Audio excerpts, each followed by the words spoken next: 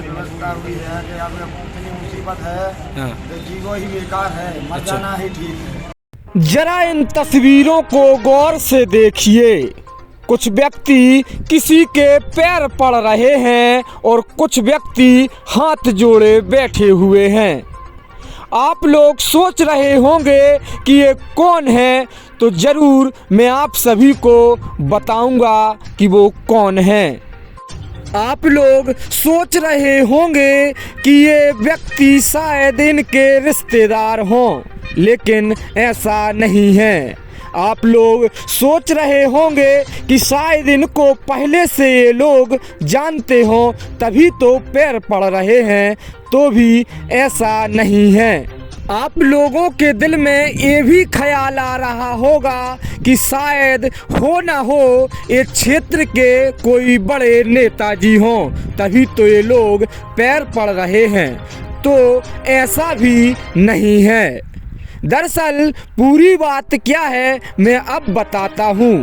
ये मानिए जो कुछ लोग जिनके पैर पड़ रहे हैं वो दमोह कलेक्ट्रेट के कलेक्ट्रेट अधीक्षक के पद पर पदस्थ हैं, जिनके सामने कुछ गांव के लोग अपनी फरियाद लेकर उनके सामने जा पहुँचे। दरअसल मामला यह है कि बिशनाखेड़ी ग्राम पंचायत का एक गांव है मुंडी टोला, जो गांव तो छोटा सा है मगर यकीनन इस भारत का, इस मध्य प्रदेश का और दमोह जिला का हिस्सा है, जहां पर हर गांव की तरह लोग रहते हैं, उनका भी परिवार रहता है। तो उनको समस्या ये है कि वो गांव छोटा सा है और उस गांव को जाने के लिए रास्ता भी चाहिए होता है। वो रास्ता पहले पगडंडी में तो था, लेकिन अब वो भी सरकार ने छुड़ा लिया। आप लोग सोच रहे होंगे कि ये सरकार ने उनका रास्ता कैसे छुड़ा लिया, तो ज़रा इन लोगों की भी सुन लीजिए कि वो क्या कहते हैं और उनका रास्ता कैसे छिन गया। बाद में मैं खुद बताता हूँ। कहाँ से आए हैं आप, किस समस्या को लेकर? ग्राम मुंडी टोला, ग्राम पंचायत बिशनाखेड़ी से। समस्या क्या है? रोड की समस्या। पहले पगडंडी रास्ता थी और अब वहाँ पे तार फेंसिंग हो गई है। अब कोई रास्ता नहीं है हमारे लिए आने जाने के लिए। हाँ, अभी ज्ञापन दिया है? हाँ, ज्ञापन दिया है मोदी जी को। इससे पहले भी ज्ञापन दिया? हाँ, 10 बार ज्ञापन दे चुके हैं। क्या बोलते हैं? कुछ नहीं, रख लेते हैं, बोलते हैं निराकरण हो जाएगा तुम्हारा समस्या का, लेकिन कुछ नहीं हो पाता।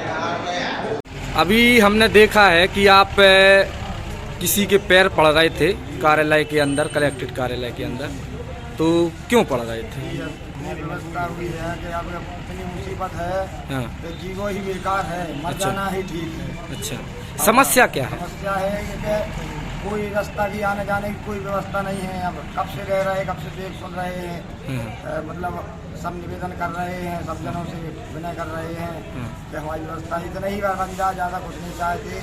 आना जाना की तो सबसे ज़्यादा दिक्कत है और अब तो उल्टी की रास्ता चला ही रहे थे, अब कोई उपाय नहीं। तो इसका मतलब कि अब पैर पड़ना ही आखिरी बचा है। जो होना है जी। अब हो जाए ना, तो अब कोई उपाय नहीं लगा है। अभी जो ज्ञापन दिया है किस समस्या को लेकर दिया? ग्राम मुंडी टोला है जो ग्राम पंचायत बिशनाखेड़ी के अंतर्गत आता है। ग्राम मुंडी टोला में आज़ादी के 75 वर्षों बाद भी कोई सड़क का निर्माण नहीं हुआ है। सड़क के नाम पर एक पगडंडी थी जो वन विभाग द्वारा नर्सरी बनाई जा रही है, जिसके कारण वो पगडंडी भी खत्म की जा रही है। आज की स्थिति ये है, वर्तमान स्थिति कि वहाँ खंबे गाड़े जा रहे हैं और फेंसिंग की जा रही है। इसके बाद ग्राम मुंडी टोला में जाने के लिए कोई सड़क नहीं बचेगी। ग्रामवासियों ने लगातार ढेरों ज्ञापन दिए, 2-3 बार कलेक्टर साहब को दे दिए, उसके बाद भी वन विभाग अपना काम जारी रखें। अभी हमने देखा है कि आप लोग प्रशासन के आगे झुक रहे थे, नतमस्तक हो रहे थे, क्या वजह है?